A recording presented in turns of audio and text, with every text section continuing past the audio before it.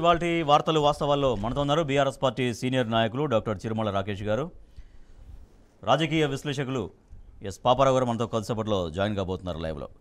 Yes good morning అండి, welcome to వార్తలు వాస్తవాలు. ఎస్ సర్కార్తో డిఎస్సి అభ్యర్థులు ఢీ అంటే ఢీ కొట్టే విధంగా నిన్న పోరుబాట కొనసాగించారు. అయితే పాఠశాల విద్యాశాఖ డైరెక్టరేట్ కార్యాలయాన్ని వాళ్ళందరూ ముట్టడించారు. కొన్ని వందల సంఖ్యలో అభ్యర్థులు అక్కడికి చేరుకున్నారు. వాళ్ళందరినీ కూడా పోలీసులు అరెస్ట్ చేసి ముందుగా సిటీ ఆర్మడ్ గ్రౌండ్స్కు తరలించారు. అక్కడ సాయంత్రం దాకా ఉన్నారు, విద్యార్థులందరినీ అక్కడనే ఉంచారు. అయితే అక్కడ లైట్లు కూడా తీసేయడంతో వాళ్ళు సెల్ ఫోన్ల ఆ లైట్లు ఆ చీకట్లోనే తమ లైట్లు ఆన్ చేసుకొని తమ ఆందోళన కొనసాగించారు. మళ్ళీ అక్కడి నుంచి ఉస్మానియా యూనివర్సిటీ ఆర్ట్స్ కాలేజీకి అక్కడ దాకా వెళ్ళారు. అక్కడ ర్యాలీగా వెళ్ళారు. అక్కడ అర్ధరాత్రి ఆర్ట్స్ కాలేజీ వద్ద బైఠాయించి ఈ ప్రభుత్వానికి వ్యతిరేకంగా తమ ఆందోళన కొనసాగించారు. డిఎస్సిని డెఫినెట్గా 3 నెలల పాటు ఖచ్చితంగా వాయిదా వేయాలి, డిఎస్లో పోస్టులు పెంచుతామని చెప్పారు. ఆ పోస్టులు పెంచి మెగా డిఎస్సి వేయాలి అనేది వాళ్ళు ప్రధాన డిమాండ్ చేస్తూ తమ ఆందోళన కొనసాగించారు. అక్కడికి వెళ్ళినటువంటి బీఆర్ఎస్ నాయకుల్ని కూడా నిన్న పోలీసులు అడ్డుకున్నారు. సో ఇదేనా ప్రజా పాలన అంటూ నిరుద్యోగులు డిఎస్సి అభ్యర్థులందరూ కూడా తీవ్రంగా ప్రభుత్వ వైఖరి పైన మండిపడుతున్నారు. ఎస్ రాకేష్ గారు, నిన్న డిఎస్సి అభ్యర్థులు కొన్ని వందల మంది అక్కడికి చేరుకోవడం చూసాం. సో పోలీసుల నిర్బంధకాండ మధ్య వాళ్ళు నిన్న అర్ధరాత్రి వరకు కూడా ఉస్మానియా యూనివర్సిటీలో అక్కడ తమ ఆందోళన కొనసాగించడం చూసాం. ఇదేనా ప్రజా పాలన అనేటువంటి ఆ ప్రశ్నకి ప్రభుత్వం ఆ అభ్యర్థులకు ఏం సమాధానం చెప్పాల్సిన అవసరం ఉంది? గుడ్ మార్నింగ్ అండి, గుడ్ మార్నింగ్ ప్యానల్ మెంబర్స్కి, రాజేష్ గారికి, టీన్యూస్ ప్రేక్షకులకి. ఫస్ట్ ఆఫ్ ఆల్ నిన్న డిఎస్సి ఒకటే కాదండి, నిన్న అంటే మొన్న రిలీజ్ చేసినటువంటి గ్రూప్ 1 అభ్యర్థులది కూడా 1:50, ఎందుకంటే కాంగ్రెస్ పార్టీ చెప్పినట్టు 1:100 కాకుండా 1:50 తోటి రిజల్ట్ రిలీజ్ చేయడం జరిగింది. చాలామంది విద్యార్థులకు అన్యాయం చేయడం జరిగింది. నెంబర్ 1. నెంబర్ 2 వచ్చేసి గ్రూప్ 2 గ్రూప్ 3 ఉద్యోగాలు కూడా ఏవి పెంపుదల కాలేదు, వాటికి ఏదో కుంటి సాకులు చెప్తారు. అదేవిధంగా ఈరోజు డిఎస్సిది కూడా వాళ్ళు ఏ విధంగానైతే జరపాలనుకుంటారో ఆ విధంగా జరుపుతారు తప్పితే మెగా డిఎస్సి ఎక్కడ కూడా నిర్వహించట్లేదు. గతంలో కేసీఆర్ గారి ప్రభుత్వం ఏదైతే డిక్లేర్ చేసిందో అవే ఉద్యోగాలకు వాళ్ళు నోటిఫికేషన్లు ఇస్తే తప్పితే ఎక్కడ కూడా కొత్త నోటిఫికేషన్లో కొత్త ఉద్యోగాలు దాంట్లోకి యాడ్ కాలేదండి. కాబట్టి నేనేమంటున్నానంటే ఈరోజు నడుస్తున్నది తెలంగాణ ప్రజాప్రభుత్వం కాదు. మనం చూసినాం, ఎప్పుడు కనిపించని చంద్రబాబు నాయుడు ఫోటో మళ్ళీ కొత్తగా కనిపించింది హైదరాబాద్లో. అంటే నేనేమంటున్నానంటే కంప్లీట్గా డైవర్షన్ టాపిక్స్.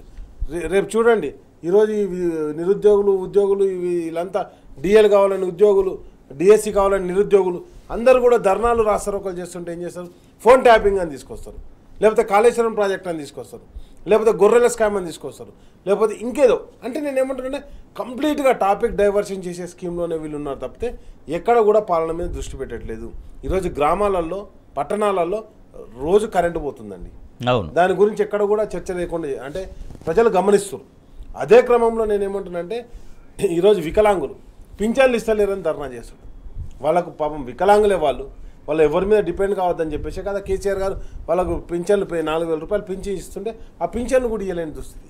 కాబట్టి ఎక్కడికక్కడ మొత్తం సమస్యలన్నీ పడగేసినాయి. మన ఎక్కడున్నాడా ముఖ్యమంత్రి అంటే ఢిల్లీలో ఉంటాడు, లేకపోతే విజయవాడలో ఉంటాడు, లేకపోతే ఇంకొక ఆడు ఉంటాడు తప్పితే తెలంగాణలో మాత్రం ఉండకుండా పోయిండబ్బా. అండ్ నెక్స్ట్ వచ్చేసి నేనేమంటున్నా అంటే ఈరోజు ఇంకోటి ఏం చేస్తారు, రోజు ఒక ఎమ్మెల్యేని లాగుతున్నాం, ఆయన పార్టీ మారుతుండు, ఈయన పార్టీ మారుతుండు, ఇదే కార్యక్రమాలు తప్పితే ఎక్కడ కూడా ఇప్పటి వరకు మీరు ఇచ్చినటువంటి హామీ లేదన్న. ప్రతి మహిళకు 18 ఏళ్ళు నిండిన వాళ్ళకు ఏదైతే మీరు 2,500 రూపాయలు ఇస్తాన్నారు ఇచ్చిర్రా? లేకపోతే రైతు బంధు ఏదైతే రైతు బంధుని 15,000 ఇస్తున్నారు ఇచ్చిర్రా? ఏవి చేయరు. వీళ్ళు ఇచ్చిన ఒక్క హామీ కూడా అమలు చేయరు. కళ్యాణలక్ష్మి షాదిమో తులం బంగారం ఇస్తా అన్నారు, తులం బంగారం దిక్కేలేదు. నేనేమంటున్నానంటే ప్రతి ఒక్కటి కూడా ఆ రోజు అంటే ఏవేవైతే డిక్లరేషన్ ఇచ్చారో ఒక్క డిక్లరేషన్ కూడా అమలు చేయకుండా మొత్తానికి మొత్తం కూడా సబ్జెక్టును డైవర్ట్ చేసుకునే విధంగా డైవర్షన్ పాలిటిక్స్. రాకేష్ గారు, మనం విజువల్స్ చూస్తున్నాం, చాలా పెద్ద ఎత్తున నేను అక్కడ ప్రోగ్రామ్ జరిగింది ఉస్మానియా యూనివర్సిటీలో. ఒకప్పుడు తెలంగాణ ఉద్యమం టైంలో అట్లా ఉండేది, అర్ధరాత్రి ధర్నాలుగా తర్వాత ఉండే.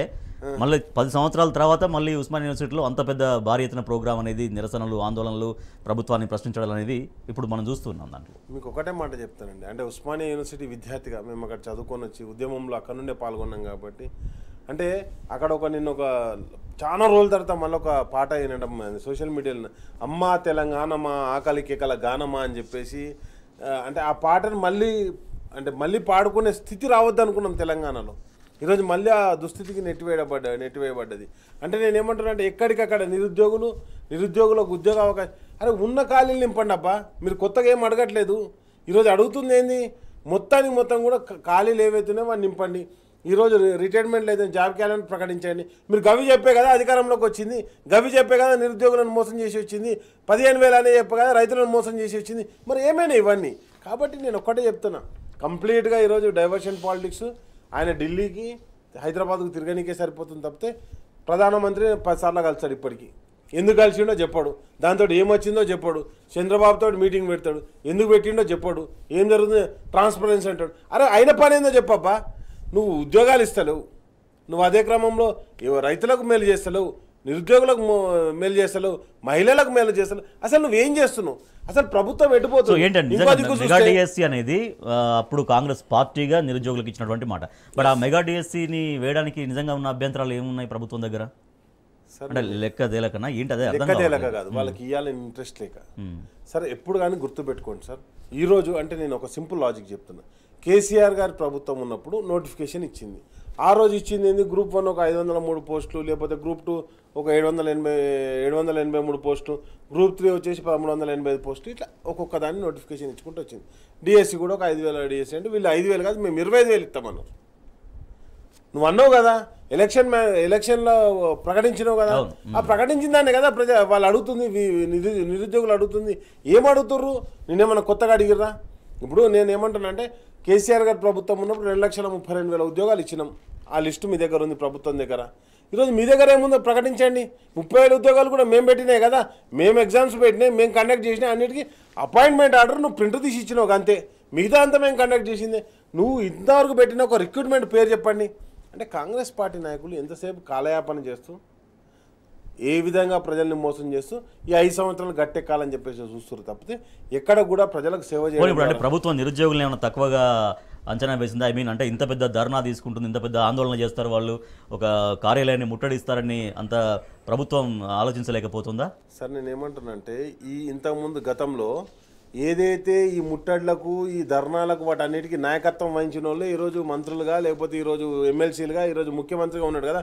అశోక్ నగర్ చౌరస్తాకు 10 సార్లు వచ్చిపోయిండు ఇదే ముఖ్యమంత్రి. మరి ఏమేంటి ఈరోజు ఒక్కసారి రానికి టైం దొరుకుతలేదా? ప్రజాపాలన అని చెప్పిండు, ప్రజాపాలన ఎక్కడండి? ఏది ప్రజావాణి అని చెప్పిండు, ఒక్కరోజు కూర్చున్నాడు. 7 నెలల కాలంలో ఒకటే రోజు కూర్చున్నాడు, ఇంతవరకు రాలే. కాబట్టి నేనేమంటున్నా అంటే, మొత్తం కూడా ప్రజల్ని దగా చేసే ప్రభుత్వమే తప్పితే ఇది ప్రజా ప్రభుత్వం కాదు, ప్రజల్ని మోసం చేసే ప్రభుత్వం అండి. అంటే 10 సంవత్సరాల కింద ఉస్మానియా యూనివర్సిటీ ఆ విధంగా ఉద్యమాల పురుటిగడ్డ అయినటువంటి ఉస్మానియా యూనివర్సిటీలో అట్లా ఆందోళనలు మనం చూసేవాళ్ళం. బట్ 10 సంవత్సరాల తర్వాత నిన్న అర్ధరాత్రి చాలా వందల సంఖ్యలో అక్కడికి విద్యార్థులు చేరుకోవడం, ఈ ప్రభుత్వ మొండి వైఖరి విడనాడాలి, డిఎస్సి అభ్యర్థులు కావచ్చు, నిరుద్యోగులు కావచ్చు, ఏవైతే హామీలు ఇచ్చారో గ్రూప్ 1 మొదలుకొని గ్రూప్ 2, గ్రూప్ 3 ఉద్యోగాల సంఖ్య పెంచడం, తర్వాత 1:100 పిలవడం, తర్వాత డిఎస్సిలో పోస్టుల సంఖ్య పెంచి మెగా డిఎస్సి వేయడం, అన్ని అభ్యర్థుల డిమాండ్లతో నిన్న ఉస్మానియా యూనివర్సిటీ అర్ధరాత్రి అట్టుడికిపోయింది. సో అక్కడికి వెళ్ళినటువంటి బీఆర్ఎస్ నాయకులు కూడా నిన్న అడ్డుకున్నారు. బీఆర్ఎస్ నేత క్రిషాంక్ గారు మనకు ఫోన్లో ఉన్నారు. క్రిషాంక్ గారు గుడ్ మార్నింగ్. క్రిషాంక్ గారు, నిన్న మీరు అక్కడికి ఉస్మానియా యూనివర్సిటీకి వెళ్ళారు, అక్కడ విద్యార్థులకి సపోర్ట్గా. సో మిమ్మల్ని కూడా పోలీసులు అడ్డుకున్నారు. ఎగ్జాక్ట్గా అక్కడ ప్రోగ్రామ్ ఎట్లా జరిగింది? మీరు ఎటువంటి భరోసా ఇవ్వడానికి అక్కడికి మీరు వెళ్ళారు? గుడ్ మార్నింగ్ రాజేష్ గారు. నాకు అంటే ఎవరు కూర్చున్నారో నాకు తెలీదు. ఆడియో ఉద్యమకారులు, సహచర ఉద్యమకారులు రాకేష్ గారు కూర్చున్నట్టు అనిపిస్తుంది ఆడియో. వారికి కూడా గుడ్ మార్నింగ్. రాజేష్ గారు, నంబర్ 1 ఉస్మానియా యూనివర్సిటీకి కాదు నిన్న, ఎందుకంటే తెలంగాణ రాష్ట్ర ప్రజలకు తెలవాల్సింది ఏంటంటే, ఫస్ట్ టైం విచిత్రము, వాళ్ళని అందరినీ కూడా ఈ డిఎస్సి అభ్యర్థులు ఎవరైతే నంబర్ 1 మొన్నటి నుంచి ముఖ్యమంత్రి రేవంత్ రెడ్డి గారిని కలవడానికి ప్రయత్నం చేస్తున్నారో, వీళ్ళ రిప్రజెంటేషన్ ఇవ్వాలని ప్రయత్నం చేస్తున్నారు. డిఎస్సి అండ్ టెట్ కలిసి ఇట్లా కండక్ట్ చేస్తుంటే there is no huge gap లేదు కాబట్టి ఇబ్బంది అవుతుంది మాకు రాయడానికి, అందుకే కొంచెం పోస్ట్పోన్ చేయండి. అండ్ ఇంకోటి, కోమటిరెడ్డి వెంకటరెడ్డి గారు, మంత్రిగా ఉన్న కోమటిరెడ్డి వెంకటరెడ్డి గారు గతంలో 70,000 ఉద్యోగాలు ఖాళీలు ఉన్నాయి అనేసి ప్రచారం చేశారు. ఇవాళ దాన్ని మీరు నిలబెట్టుకోండి, మెగా డిఎస్సి అని అన్నారు కదా, ఇదేనా అనేసి ఈ డిమాండ్స్ తోని వాళ్ళు నిరసన తెలుపుతున్నారు. వాళ్ళను అరెస్ట్ చేసి సాధారణంగా ఏదైనా పోలీస్ స్టేషన్లనో లేకుంటే గోషామైల్ గ్రౌండ్స్ నో ఇట్లా పెడతారు. వాళ్ళని అందరినీ కూడా పోలీస్ హెడ్ క్వార్టర్స్ కి తీసుకుపోవడం జరిగింది. పోలీస్ హెడ్ క్వార్టర్స్ కి తీసుకుపోయి అక్కడ ఎలాంటి మీడియా కవరేజ్ లేకుండా, మీడియా వాళ్ళ ఒక్కళ్ళు కూడా వచ్చి వీళ్ళని కలవకుండా, వాళ్ళ ఫ్యామిలీ మెంబర్స్ కూడా గేట్ దగ్గర నిలబడి, ఎవరు ఏ ప్రతిపక్ష పార్టీలు కానివ్వండి వాళ్ళు ఎవరు కూడా కలవకుండా వాళ్ళని అక్కడ నిర్బంధం పెట్టారు. వాళ్ళకి కనీసం భోజనం కూడా, నీళ్ల సౌకర్యం కూడా ఇవ్వకపోతే, అందులో ఉన్న కొందరు మహిళా అభ్యర్థినులు వాళ్ళు మాకు ఫోన్ చేయడం జరిగింది. ఫోన్ చేసి, అన్న కొంచెం మాకు కనీసం నీళ్లు ఏదైనా ఫుడ్ అన్న తీసుకొని రండి అన్న, మేము మార్నింగ్ నుంచి ఇక్కడనే ఉన్నామని రాత్రి 9 o'clock మాకు చెప్తే రాజేష్ గారు, పుట్టిన మేము అక్కడికి వెళ్ళడం జరిగింది. మీరు అందరూ కూడా విజువల్స్ చూస్తున్నారు, అక్కడ ఉన్న ఏసీపీలు సిఐలు వాళ్ళందరూ కూడా కనీసం వాళ్ళకి ఆ నీళ్ల బాటిల్ ఇస్తాం, మేమేమి రాజకీయ ఉపన్యాసం ఇవ్వడానికి రాలేదు, మేమేమి అక్కడ లోపలికి కూడా వెళ్ళాం, కనీసం వాళ్ళకి వాటర్ బాటిల్ ఇస్తామని అంటే కూడా అది ఇవ్వలేని పరిస్థితి. ఇక మేము పెట్టిన ఒత్తిడి వల్ల వాళ్ళని అందరినీ కూడా విడుదల చేస్తే వాళ్ళ పోరాట పటిమ చూడండి మీరు. సిటీ కాలేజ్ దగ్గర ఓల్డ్ సిటీ ఏరియాలో ఉన్న సిటీ కాలేజ్ హెడ్ క్వార్టర్స్ నుంచి ఉస్మానియా యూనివర్సిటీ వరకు రాత్రి వాళ్ళందరూ కూడా నడకగా, వాళ్ళందరూ పాదయాత్రగా ఉస్మానియా యూనివర్సిటీకి రావడం జరిగింది. రాత్రంతా కూడా వాళ్ళు ధర్నా అట్లనే కంటిన్యూ చేస్తున్నారు. వాళ్ళు అడుగుతున్న వల్ల యువత అడుగుతున్న డిమాండ్ ఒకటే, మిమ్మల్ని నమ్మినాం కదా, కాంగ్రెస్ ని నమ్మినాం కదా, మీరు రెచ్చగొట్టిర్రు మమ్మల్ని, బీఆర్ఎస్ మీదికి రెచ్చగొట్టిర్రు, ఉద్యోగాలు ఇస్తా అని చెప్పారు, మీరు జాబ్ క్యాలెండర్ ఇస్తామని చెప్పారు. ఏంది మీ జాబ్ క్యాలెండర్ ఇవాళ? డిఎస్సి టెట్ క్లాష్ అవ్వడం ఇవి జాబ్ క్యాలెండరా మీది? ఏమైంది మీ జాబ్ క్యాలెండర్? గ్రూప్ 1:100 అని చెప్పిండ్రు, ఎందుకు ఇవాళ అది చేస్తలేరు? రిలింక్విష్మెంట్ దాని గురించి పట్టించుకుంటలేరు.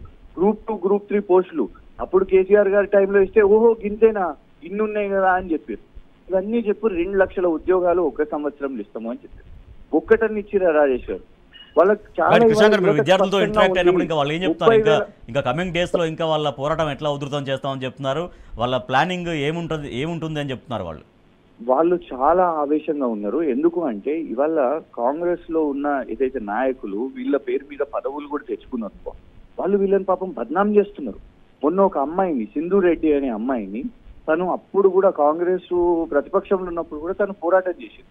ఆమెను పట్టుకొని కేటీఆర్ పేడ్ ఆర్టిస్టు ఇవి అవని అంటే వాళ్ళ ఈగో హర్ట్ అయింది. వాళ్ళ అరే మేము మీకోసం తిరిగి, మేము ఊరూరా గ్రామాన తిరిగి యువతను అందరినీ కూడా పోగేసుకొని కాంగ్రెస్ పార్టీ వల్ల ఎన్నో హామీలు ఇచ్చి వాళ్ళ అధికారంలోకి వస్తే ఇవాళ మమ్మల్ని బద్నాం చేస్తున్నారా మీరు అనే ఒక ఆవేశం వాళ్ళలో ఉన్నది. ఇవాళ ఎవరు కూడా ఏ పొలిటికల్ పార్టీ నిలబడాల్సిన అవసరం లేదు, వాళ్ళంతటా వాళ్ళే పోరాటం చేస్తున్నారు. వాళ్ళందరూ అంటున్నారు ఇవాళ అరే కేసీఆర్ గారు 30,000 ఉద్యోగాల భర్తీ చేపడితే మొన్న దాన్ని కూడా నువ్వు ఫోటోలు దిగి నువ్వు అది కూడా ఇంకా పూర్తిగా ఆర్డర్ కాపీలు మాత్రమే ఇచ్చిండు, గురుకులం పోస్టులు కాలేదు, ఇవన్నీ కూడా కాలేదు. సో ఆ క్లారిటీ వాళ్ళలో ఉన్నది కాబట్టి వాళ్ళు పోరాటం చేస్తున్నారు. డెఫినెట్ గా వాళ్ళ పోరాటానికి కూడా మా మద్దతు ఉంటది. ఒకటే పోలీసులకు మా రిక్వెస్ట్ ఏంటిదంటే, ఇట్లా రాకేష్ గారు మాట్లాడుతున్నారు, నేను విన్నాను కొంత సబ్జెక్ట్, వారు ఉద్యమకారులు, విద్యార్థి ఉద్యమకారులు కాబట్టి వారు డీటెయిల్ గా చెప్తారు. ఒకటే చెప్తున్నాను, ఈ ఫైట్ బిట్వీన్ తెలంగాణ యువత అండ్ తెలంగాణ ప్రభుత్వంలో మేము బీఆర్ఎస్ పార్టీగా తెలంగాణ యువత పక్షాన ఉన్నాం. ఇందులో పోలీసులు దయచేసి ఓవర్ యాక్షన్ చేయాల్సిన అవసరం లేదు. వాళ్ళు మితిమీరి ఇట్లా హెడ్ క్వార్టర్లలో పెట్టి నీళ్లు ఇవ్వకుండా, ఫుడ్ పెట్టకుండా, ఇటు వచ్చిన వాళ్ళను సంఘీభావం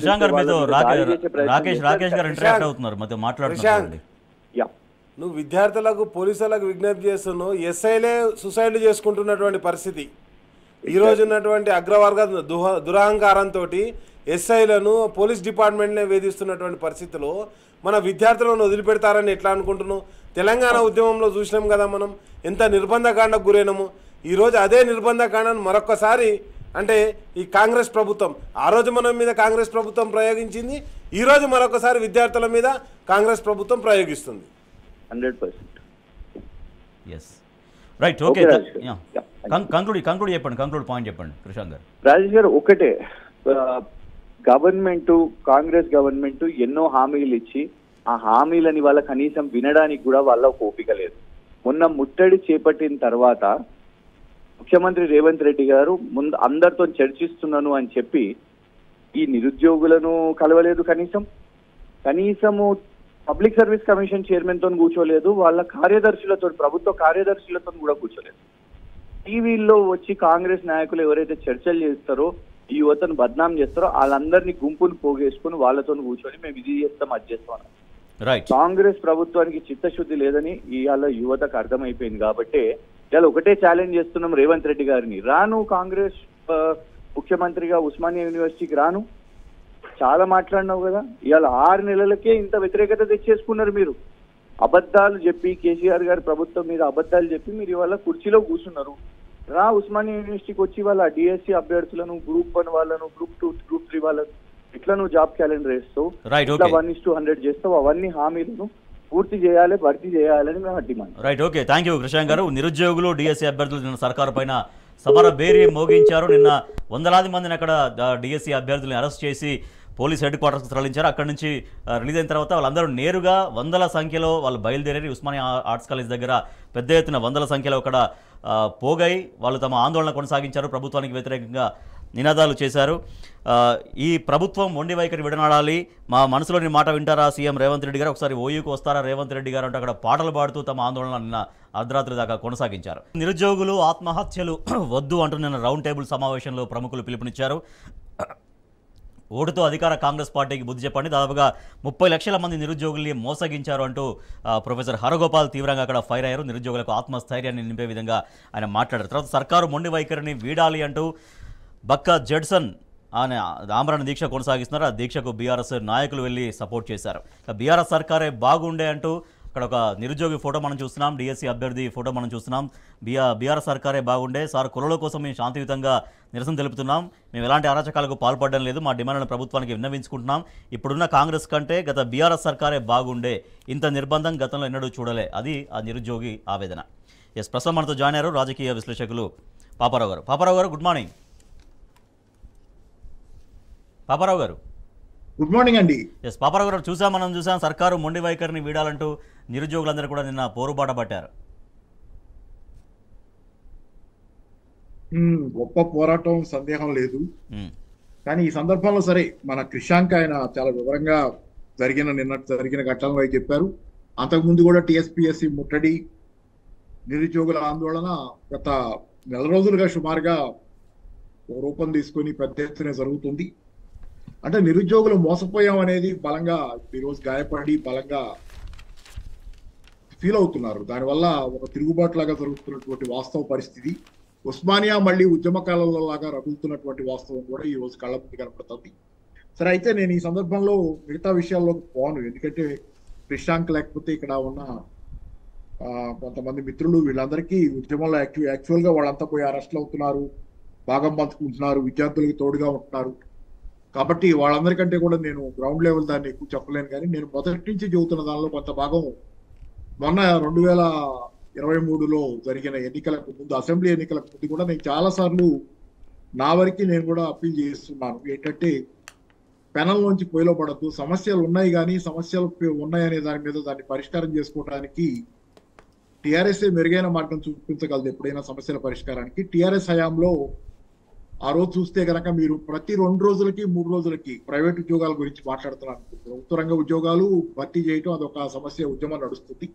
కానీ ప్రభుత్వ రంగ ఉద్యోగాలు ఎన్ని భర్తీ చేసినా ఈ రోజు ప్రైవేట్ రంగం భారీగా పెరిగిన తర్వాత ఆ రోజు కేటీఆర్ గారు వీళ్ళందరూ కూడా చెప్పింది అదే పదే ప్రభుత్వ రంగ ఉద్యోగాలు సాధ్యమైనండి భర్తీ చేస్తున్నాం, కానీ ప్రైవేట్ రంగం పెరిగిన తర్వాత ఆ రకంగా కూడా మేము ప్రయత్నం చేస్తున్నాం అనేది. ఆ రోజు మీరు చూసుకుంటే 20 లక్షలకు పైగా ఉద్యోగాలు కేసీఆర్ గారి హయాంలో, 20 లక్షల పైగా ఎక్కువే, 23-24 లక్షల దాకా అనుకుంటా ప్రైవేట్ ఉద్యోగాలు ఆ రోజు వచ్చినాయి భారీ ఎత్తున. మీకు ప్రతిరోజు 2 రోజులకి ఒకసారి, 2 రోజులు 3 రోజులకు ఒకసారి ఈ పరిశ్రమ వచ్చింది, పలానా పరిశ్రమ వచ్చింది తెలంగాణలో అనేది ప్రతి పేపర్లో వచ్చేది. ఒక్క నమస్తే తెలంగాణ కాదు, అది అన్ని పేపర్లలో కొత్త పరిశ్రమల రాక గురించిన వార్తలు ఉండేవి. ఈ రోజు ఆ వార్తలు ఎక్కడికి పోయినాయి?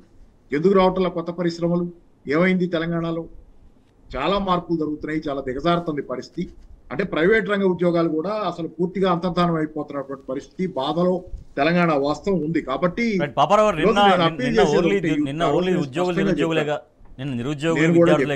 ముఖ్యంగా నేనేం చెప్పింది కూడా కొన్ని ఏంటంటే దేశంలో నిరుద్యోగ సమస్య దేశమంతా ఉంది, రైట్, ఓకే, అన్ని రాష్ట్రాల్లో ఉంది, ప్రపంచవ్యాప్తంగా ఉంది. ఎందుకనేది కూడా యోజనలు. ఈ రోజు కాంపిటేటివ్ ఎగ్జామ్స్ కి మీరు ప్రిపేర్ అవుతున్నారు, నిజమే, పరీక్షలు రాస్తున్నారు, డిగ్రీ తెచ్చుకుంటున్నారు, తర్వాత కాంపిటేటివ్ ఎగ్జామ్స్ కి ప్రిపేర్ అవుతున్నారు. కానీ మీరు కాంపిటేటివ్ ఎగ్జామ్స్ కి ప్రిపేర్ అవ్వటం కేవలం జాబ్ వరకే పరిమితం చేసిన ఆలోచనగా చూస్తే మీకు వాస్తవ పరిస్థితులు, ఒక్క నిమిషం రాజేష్ గారు, ఒక్క నిమిషం, మీకు వాస్తవ పరిస్థితి అర్థం కావట్లేదు. వాస్తవ పరిస్థితిలో మీరు మామూలుగా నిత్యం మీ చుట్టూ జరుగుతున్న రాజకీయాలను కూడా తెలుసుకోవాలి. చాలా మంది యువకుల తీరు ఎలా ఉందంటే ఈ రోజు మాకు రాజకీయాలతో పని ఏంటంటే మేము రాజకీయాలను పట్టించుకోమని చెబుతున్నారు. ఈ ధోరణి వల్ల యువకులు చాలా నష్టపోతున్నారు, యువజనులు చాలా నష్టపోతున్నారు. ఈ ధోరణి లేకుంటే గతంలో ఉన్నటువంటి ప్రభుత్వాన్ని కోల్దోసుకునే, పడగొట్టుకునే, మన చేతులారా మన కన్నుని మన వేలుతో పొడుచుకునే పరిస్థితి మనకు వచ్చేది కాదు. నాడు రాజకీయాల్లో స్పష్టంగా ఎవరు మోసం చేస్తున్నారనేది తెలుసుకోగలగాలంటే రాజకీయాలు ఏం జరుగుతున్నాయో తెలుసుకోవాలి. అందుకని జేఎన్యూలో గోడల మీద ఉంటుందని చెప్పబడే ఒక నినాదాన్ని నేను ఈ రోజు గుర్తు చేస్తున్నా. రాజకీయాలు మీ జీవితంలో ప్రతిదాన్ని ప్రభావితం చేస్తున్నాయి. మీ విద్యని, మీ వైద్యాన్ని, మీ నిత్య జీవితాన్ని, ధరల పెరుగుదల, అన్ని సమస్యల వెనక రాజకీయాలు ఉన్నాయి. కాబట్టి ఆ రాజకీయాలను నేను పట్టించుకోనంటే కనుక నష్టపోతారు. యుద్ధాన్ని మీరు పట్టించుకోకపోవచ్చు, కానీ యుద్ధాన్ని మీరు దూరంగా ఉన్నాం అనుకోవచ్చు, కానీ యుద్ధం మిమ్మల్ని వదిలిపెట్టదు. రాజకీయాలకు మీరు దూరంగా ఉండొచ్చు, కానీ రాజకీయాలు మిమ్మల్ని వదిలిపెట్టవన్నటికి ఇదే తార్కాణం. మీరు రాజకీయాలను పట్టించుకోకుండా రాజకీయ నాయకుల చేతిలో పెట్టి ఎవరు చెప్పిన మాటలో విని మోసపోతే ఈ రోజున అలాంటి పరిస్థితి ఎప్పటికైనా ఎప్పుడు ఉంటది. నేను స్పష్టంగా చెప్పేది ఒకటి, ఈ రోజు తెలంగాణలో భర్తీ అయిన ఉద్యోగాల సంగతి చూడాలంటే ఈ దేశంలో అత్యధిక సంఖ్యలో గత 10 సంవత్సరాల కాలంలో టీఆర్ఎస్ గవర్నమెంట్ ఉండగా ఎక్కువ ఉద్యోగాలు భర్తీ చేసిన ప్రభుత్వం తెలంగాణ ప్రభుత్వమే. టీఆర్ఎస్ ప్రభుత్వ ఉద్యోగాలు ఎక్కువ భర్తీ చేసింది. అది కూడా కాకుండా 2004-14 మధ్య, అంటే తెలంగాణ రాకముందు 10 సంవత్సరాల కాలంలో తెలంగాణలో ఎన్ని ఉద్యోగాలు భర్తీ అయినాయి ఆ డేటా నా దగ్గర ఇమీడియట్ గా బుక్ పక్కన లేదు కాబట్టి చెప్పలేకపోతున్నాను. ఆ తర్వాతి కాలంలో 2014 నుంచి 23 డిసెంబర్ దాకా ఎన్ని ఉద్యోగాలు భర్తీ అయినాయో చూస్తే అసాధారణమైన రీతిలో తెలంగాణలో ఉద్యోగాలు భర్తీ అయింది. అలాగే జోనల్ సిస్టమ్ వచ్చిన తర్వాత స్థానికులకే ఉద్యోగాలు అనేది పెద్ద స్థాయిలో అమల్లోకి రావటం కొంత ఆలస్యమైంది. జోనల్ సిస్టమ్ కేంద్రంలో ఓకే కావటానికి అది అయిన తర్వాత ఎంత పెద్ద స్థాయిలో ప్రాంతీయ స్థానికంగా ఉద్యోగాలు రావడానికి ఒక రకంగా టీఆర్ఎస్ కానీ కేసీఆర్ గారు కానీ ఒక డెడికేషన్ తో ఒక చిత్తశుద్ధితో తెలంగాణ తెచ్చుకుంది, తెలంగాణ ప్రజలకు న్యాయం చేసుకోవడానికి అనేది చాలా గొప్పగా ఆ రోజు చేశారు. దాన్ని మనం గమనించలేదు. మన అసంతృప్తిని మాత్రమే, మనకు ఉద్యోగం రాలేదనే అసంతృప్తిని మాత్రమే దృష్టిలో పెట్టుకున్నాం తప్పితే ఏ రకంగా తెలంగాణలో ఒక పురోగతి జరుగుతుంది అనేది మనం చూడాలి. కూడా నేను ఒకటే అప్పీల్ చేసేది, దయచేసి ఏంటంటే నాకు కొంచెం టైం ఇవ్వండి. దయచేసి ఏంటంటే నేను చెప్పేది, మీరు దయచేసి రాజకీయాలు చూడండి. ప్రపంచవ్యాప్తంగా నిరుద్యోగం ఎందుకు ఉంది, నిరుద్యోగం లాంటి సమస్యలు అసలు ఎందుకు పెరుగుతున్నాయి అనేది కూడా మీరు గమనించాలి. అది గమనించకుండా నాకు ఉద్యోగం రాలేదనే దానికి పరిమితం అయ్యి కేవలం ఎదురుగా కనపడే టార్గెట్ మీద రాళ్ళేయటం మొదలెట్లయితే నష్టపోతారు. ఈ రోజు ప్రపంచవ్యాప్తంగా ఉన్న ఉద్యోగ సంక్షోభం వెనక టెక్నాలజీ పెరుగుదల ఇవన్నీ ఉన్నాయి.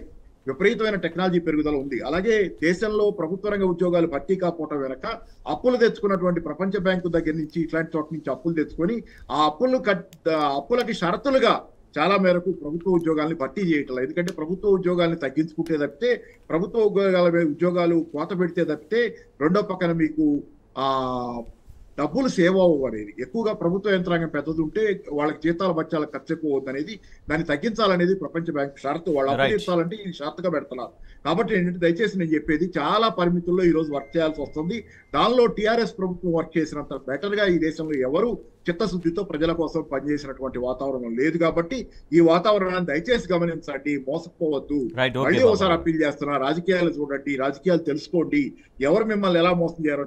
దీనిలో కూడా నేను పెద్దలు హరగోపాల్ లాంటి వాళ్ళు ఈ రోజు వాళ్ళు ఉద్యమంలోకి వచ్చినందుకు నా సంతోషం. ఈ రోజు ఇప్పటికైనా ప్రజల కోసం వాళ్ళు మాట్లాడుతున్నందుకు, గతంలో వాళ్ళు కూడా తప్పుదోవ పట్టారు, వాళ్ళు కూడా తప్పుదోవ పట్టించడంలో పాత్ర వహించారు. కాబట్టి ఈ రోజు ఎట్లయినా పోనీ నిన్నాళ్ళు ఆగిన తర్వాత ఇంకా కోదండరాం గారు లాంటి వాళ్ళు కూడా రావాలి ఇంకా బయటికి. వాళ్ళు కూడా నిరుద్యోగులకు ప్రాతినిధ్యం వహిస్తున్నారు. నిరుద్యోగుల గురించి మాట్లాడాలి, నిరుద్యోగుల సమస్య గురించి ప్రస్తావించాలి, మాట్లాడాలి. వాళ్ళు ఉద్యమకారులు బేసిక్ గా. కాబట్టి వాళ్ళకి కెరీర్ల కంటే ఉద్యమం ప్రధానంగా ఉండాలి, ప్రజల ఆకాంక్షలు లక్ష్యాలే ప్రధానంగా ఉండాలని అనుకుంటున్నాను. ఈ రోజు గట్టిగా అందరూ మాట్లాడాల్సిన అవసరం వచ్చింది, ఆ పరిస్థితి కూడా ఉంది. రైట్, ఓకే పాపారావు గారు, మళ్ళీ మీతో మాట్లాడతారు. ఎస్ రాకేష్ గారు, నిన్న డిఎస్సీ అభ్యర్థులు, తర్వాత గ్రూప్స్ అభ్యర్థులు, వాళ్ళకి సపోర్ట్గా రౌండ్ టేబుల్ సమావేశాలు, వారసత్వ నియామకాలు చేపట్టాలంటూ వీఆర్ఏలు, వేతనాల కోసం పంచాయతీ కార్మికులు, 6,000 పింఛన్ పైన దివ్యాంగులు, తర్వాత మరొక వార్త చూస్తున్నాం మనం, సింగరేణి కార్మిక సంఘం మాజీ నేత అరెస్ట్. ఇవన్నీ కూడా ప్రజాపాలనలో ఉంటాయా? సార్ ఇప్పుడు అంటే ఇవన్నీ కూడా మనం ధర్నాల గురించి, ఏదైతే వికలాంగుల ధర్నా గురించి, అదేవిధంగా పంచాయతీ ఉద్యోగులు అయితే, గ్రామ పంచాయతీలు అయితే చాలా దారుణంగా ఉంది సార్ పరిస్థితి. ఎందుకంటే మిషన్ భాగీరథ నీళ్ళు యాక్చువల్గా అది అంటే వాటర్ సోర్స్ నుంచి వచ్చేటి, ఎప్పుడైతే కాంగ్రెస్ ప్రభుత్వం వచ్చిందో మీ బోర్లకి నీళ్ళు తీసుకున్నానో ఆ మోటార్లు అన్నీ కాలిపోతున్నాయి. ఎందుకంటే కరెంట్ ఫ్లక్చుయేషన్ తోటి చాలా దారుణమైన పరిస్థితిలో పంచాయతీ కార్యదర్శులు ఉంది. ఎందుకంటే వాళ్ళని నమ్మి పాపం వాళ్ళు కూడా ప్రభుత్వ ఉద్యోగులే, వాళ్ళు అప్పడిగినా కానీ ఇవ్వలేని స్థితిలో, కనీసం వీధి దీపాలు వేయలేని స్థితిలో గ్రామ పంచాయతీలు ఉన్నాయి. పంచాయతీ కార్మికులకైతే వాళ్ళకి జీతాలు కూడా లేవు. వాళ్ళ జీతాలు లేక దాదాపుగా కాంగ్రెస్ ప్రభుత్వం వచ్చినప్పటి నుంచి ఒక్క నెలకు కూడా జీతం లేదు, వాళ్ళు భిక్షాటన చేసి బతుకుతున్నటువంటి పరిస్థితి. కాబట్టి గ్రామ పంచాయతీ కార్మికులను ఆదుకోవాలని చెప్పేసి ప్రభుత్వానికి విజ్ఞప్తి చేస్తున్నాం, డిమాండ్ కూడా చేస్తున్నాం. లేకపోతే ఇవన్నీ కూడా ఉద్యమ రూపంలో ముందు పోతాయి. మనం చూసినాం, అంగన్వాడీలు, ఆశా వర్కర్లు అందరూ కూడా ఉద్యమ బాట పట్టాల్సి వచ్చింది. ఏవేవైతే ఎవరెవరినైతే వాడుకొని ఈరోజు అధికారాన్ని దక్కించుకోవడానికి కాంగ్రెస్ పార్టీ ప్రయత్నం చేసిందో ఆ సబ్బండ వర్ణాలను మోసం చేసినటువంటి పార్టీ కాంగ్రెస్ పార్టీ. ఇక ప్రధానమైనటువంటి సమస్య ఏంటంటే మా ప్రాంతంలో, అంటే మేము పెద్దపల్లి జిల్లాలో ఉన్నటువంటి బొగ్గు గనులకు సంబంధించి గోదావరిలో అంతా కూడా మా ప్రాంతంలో ఉంటుంది. కాబట్టి ఈరోజు సికాసా నేతను, మాజీ సికాసా నేతను అరెస్ట్ చేసారు. వాళ్ళు చేస్తున్నటువంటి పోరాటం, వాళ్ళు చేస్తున్నటువంటి అక్కడ అడుగుతుంది ఏంది, మీరు ఏవైతే బొగ్గు బ్లాకులు ప్రతి ఒక్కరికి చేరాల్సింది ఏంటంటే టీ న్యూస్ ద్వారా నిన్న విజ్ఞప్తి ఏంటంటే బొగ్గు బాయిలను ప్రైవేట్ వాళ్ళకి ఇస్తుర్రు, అవి ప్రైవేట్ వాళ్ళకి ఇవ్వకండి, అవి సింగరేణి సంస్థకి ఇవ్వండి. భూమిలో బొగ్గు ఉంటుంది, ఆ తవ్వుకోవడానికి ఓన్లీ మన తెలంగాణ మొత్తంలో సింగరేణికి మాత్రమే హక్కు ఉన్నది. సింగరేణి అనేది ప్రభుత్వ రంగ సంస్థ. దాన్ని కాదని దాన్ని ఖతం చేయడానికి ఈరోజు ప్రైవేట్ సంస్థలకు, అదాని కంపెనీలకు, అంబానీ కంపెనీలకు ఈరోజు బొగ్గు బాయిలను ఇస్తుర్రు. ఆ బొగ్గు బాయిలు ఇచ్చినప్పుడు మనం విధ్వంసం చేస్తారు తప్పితే వికాసం చేయరు. వాళ్ళు ఏ విధంగా కూడా ఈ సమాజానికి ఉపయోగపడరు. ఎందుకంటే వాళ్ళ వ్యక్తిగత ఆస్తులు పెంచుకుంటారు కాబట్టి దాన్ని అందుకే పాతగా ఎవరైతే ఉండనో సింగరేణి కార్మిక సమాఖ్య ఏదైతే ఉండనో సింగరేణి కార్మికుల గురించి హక్కుల గురించి పోరాటం చేసినటువంటి సంస్థ ఏదైతే ఉండనో ఆ సంస్థలన్నీ కూడా ఈరోజు మరొకసారి ఉద్యమ కార్యాచరణ తీసుకుంటున్నాయి. ఒకటి మీరు నిర్బంధం ద్వారా అడ్డుకుంటా అంటే తప్పకుండా పోరాటం ఏ విధంగా చేయాలనో కూడా మా గోదావరి లోయకు తెలుసు. గోదావరి లోయ ఒక్కసారి పిలుపునిస్తే మరొకసారి జంగు సైరన్ ఊరడానికి అందరూ సిద్ధంగా ఉంటారు. కాబట్టి బొగ్గు గన్లను బ్లాక్ ఏది వేలం పాట వేస్తూ మా నాయకులను అక్కడ ఉన్నటువంటి నాయకులను అరెస్ట్ చేస్తే తప్పకుండా మరోసారి ప్రజా పోరాటానికి సిద్ధం కావాల్సిన ఆవశ్యకత ఏర్పడుతుంది. ఆ పోరాటం ఏ రూపకంగా ఉంటుందో ఇక ప్రభుత్వం గమనించాలని చెప్పేసి విజ్ఞప్తి చేస్తున్నారు. లోకల్ బాకీ 3,000 కోట్లు ఇప్పటిదాకా 7 నెలలు అయింది ప్రభుత్వం, కాంగ్రెస్ ప్రభుత్వం మన రాష్ట్రంలో ఏర్పడి, కానీ పంచాయతీలకు పైసా విధించలేదు సర్కార్. దాంతో పల్లె ప్రగతి, పట్టణ ప్రగతి పూర్తిగా పడకేసింది. పారిశుద్ధ్యం అనేది పూర్తిగా విస్మరిస్తుంది కాంగ్రెస్ ప్రభుత్వం. చెత్త దుర్గంధంతో వ్యాధులు విజృంభిస్తున్నాయి. సో ప్రజల్ని ఎవరు పట్టించుకోవాలి అనేటువంటి ప్రశ్నలు ప్రజల నుంచి వస్తున్నాయి. మమ్మల్ని ఎవరు పట్టించుకోవాలి, మాకున్నటువంటి ఈ గ్రామాలు పట్టణాలు ఎవరు బాగు చేయాలనేటువంటి ప్రశ్నలు ప్రజలు వేస్తూ ఉన్నారు. ఎస్ రాకేష్ గారు, లోకల్ బాకీ దాదాపు 3,000 కోట్లు. గతంలో బీఆర్ఎస్ హయాంలో గ్రామ పంచాయతీలు కావచ్చు, ఇవన్నీ ఎట్లా కాంతులు ఉన్నాయి, ఇవాళ ఎట్లా కళదప్పినాయి? పల్లె ప్రగతి, పట్టణ ప్రగతి స్ఫూర్తి వాళ్ళ ఈ ప్రభుత్వం ఎందుకు పూర్తిగా విస్మరించింది అనుకుంటున్నారు? రైనీ సీజన్ రాగానే గతంలో కేసీఆర్ గారి ప్రభుత్వం, కేసీఆర్ గారు స్వయంగా రంగంలోకి దిగి పల్లె ప్రగతి, పట్టణ ప్రగతి అని మొత్తం కూడా పల్లెలు పట్టణాలన్నీ కూడా క్లీన్ చేయించేటారు. దాంతో డెంగ్యూ అంటే మలేరియా లాంటి జ్వరాలు ఏవైతే ఉంటాయో అవన్నీ కూడా రాకుండా ప్రికాషన్ తీసుకునేవారు. ఇప్పటికీ అంటే మనం కాదు, ఒక మన ఇది Sirpur Kagaz Nagar MLA bleaching powder పైసలు ఇస్తలేదని చెప్పేసి నిన్న అది ప్రెస్ మీట్ పెట్టడం జరిగింది. అంటే ఈరోజు ఎక్కడ కూడా గ్రామ పంచాయతీలో కనీసం అంటే సర్పంచ్ వ్యవస్థ లేదు, ఇప్పటికి ఎలక్షన్లు పెట్టలేదు. దాదాపుగా 6 నెలలు కావస్తుంది. ప్రభుత్వం రాగానే నోటిఫికేషన్ ఇవ్వాలి, ఇంతవరకు నోటిఫికేషన్ ఇవ్వలేదు. ఎంపీటీసీలు, జెడ్పీటీసీలు కూడా పదవి కాలం అయిపోయింది. లోకల్ బాడీ లేవు, అస్తవ్యస్తంగా ఉన్నది. అండ్ నెక్స్ట్ వచ్చేసి కేసీఆర్ గారు ఉన్నప్పుడు ఏదైతే ప్రతి గ్రామ పంచాయతీకి ఒక ట్రాక్టర్ కొనిచ్చాడు. ఆ ట్రాక్టర్ కొనేసి ఈరోజు ట్రాక్టర్లు కూడా 5 సంవత్సరాలు అయిపోయినాయి. అవన్నీ పాత, వాటికి కావాల్సిన డీజిల్కి పైసలు లేవు, చెత్త ఎత్తేటోళ్ళు లేరు గ్రామాలలో. ఎందుకంటే కార్మికులకు కూడా సఫాయి కార్మికులు సఫాయి అన్నా సలాం అన్నా అని చెప్పేసి కేసీఆర్ గారు కంపల్సరీగా కేసీఆర్ గారు ప్రభుత్వం ఉన్నప్పుడు వాళ్ళకి జీతాలు ఇచ్చేటోళ్ళు. ఈరోజు వాళ్ళకి జీతాలు పెంచినటువంటి పరిస్థితి, గతంలో ఉన్న జీతాలకు పెంచినటువంటి పరిస్థితి. ఈరోజు జీతాలు ఇవ్వలేని దుస్థితి. ట్రాక్టర్లలో డీజిల్ లేదు, ఊర్లలో బ్లీచింగ్ పౌడర్ లేదు, నీళ్ళలో కలిపే బ్లీచింగ్ పౌడర్ లేదు, మొర్ల పొండి కొట్టే బ్లీచింగ్ పౌడర్ లేదు. కనీసం నేనేమంటున్నా అంటే ఈరోజు సఫాయి మున్సిపల్ కార్మికులకు ఎవరు కూడా జీతాలు ఇచ్చే పరిస్థితి లేదు. అండ్ నెక్స్ట్ వచ్చేసి అదే క్రమంలో ఏదైతే మిషన్ భాగీరథను అడకెక్కిచ్చేసారు, తద్వారా గ్రామాలకు మంచినీటి వ్యవస్థ కూడా లేదు. ఆ బోర్లలో నీళ్ళు వేద్దామంటే కనీసం మోటార్లు పనిచేస్తలేవు, మోటార్లు కాలిపోతున్నాయి. కాబట్టి ఎక్కడికక్కడ మొత్తం కూడా గ్రామ పంచాయతీ కావచ్చు, మున్సిపాలిటీలు కావచ్చు, మొత్తం పాలన కూడా పడకేసింది. ఎక్కడ కూడా ప్రభుత్వం ఈ ప్రజల గురించి పట్టించుకునే స్థితిలో లేదు. వాళ్ళు ఎంతసేపు land mafia, sand mafia, liquor mafia అని కూడా తిరుగుతారు తప్పితే ఎక్కడ కూడా వాళ్ళు దీన్ని పట్టించుకున్నటువంటి దాఖలు లేదు. మీకు సింపుల్గా చెప్తున్నా, ఎందుకంటే ఈరోజు ఎమ్మెల్యేలు వచ్చి అడగాల్సింది ఏంది, మాకు రోడ్డు కావాలా లేకపోతే ఇంకో ఫెసిలిటీ, బ్లీచింగ్ పౌడర్ వరకు కూడా దుస్థితికి తీసుకొచ్చారు. అంటే బ్లీచింగ్ పౌడర్ కూడా సప్లై చేయనే స్థితిలో ఈరోజు మన రాష్ట్ర కాంగ్రెస్ ప్రభుత్వం ఉన్నది. కాబట్టి దయచేసి ప్రజలందరూ కూడా గమనిస్తున్నారు. ఈరోజు ఒకటే మా విజ్ఞప్తి ఏంటంటే పట్టణ ప్రగతి, పల్లె ప్రగతి వెంటనే చేపట్టాలి. గ్రామాల్లో, పట్టణాల్లో ఉన్నటువంటి ఏదైతే ఎక్కడైతే చెత్త కుప్పలు ఉన్నాయో, పాడుబడ్డ ఇండ్లు ఉన్నాయో వాటన్నింటినీ క్లీన్ చేయాలి. డెంగ్యూ ఆల్రెడీ వ్యాపిస్తుంది కాబట్టి దాన్ని అరికట్టే చర్యలు తీసుకోవాలి, లేకపోతే అది ప్రాణాంతకంగా మారుతాయని చెప్పేసి కూడా విజ్ఞప్తి చేస్తారు. పాపారావు గారు, గత బీఆర్ఎస్ ప్రభుత్వ హయాంలో పల్లె ప్రగతి, పట్టణ ప్రగతి అన్నీ ఎట్లా సమర్థవంతంగా నిర్వహించగలిగే వాళ్ళు, అవి ఇచ్చినటువంటి ఫలితాలు ఎట్లా ఉన్నాయి? అప్పుడు అదే పరంపర లేకపోతే అదే ఫలితాలు వచ్చేటువంటి ఆ స్కీములు ఎందుకు కొనసాగించబోతున్నారు? ఆ కార్యక్రమాలను ఎందుకు ఇవాళ కాంగ్రెస్ ప్రభుత్వం కొనసాగించలేకపోతుంది? 3,000 కోట్ల బాకీలు అట్లనే ఎందుకు ఉంచింది గ్రామాలకు?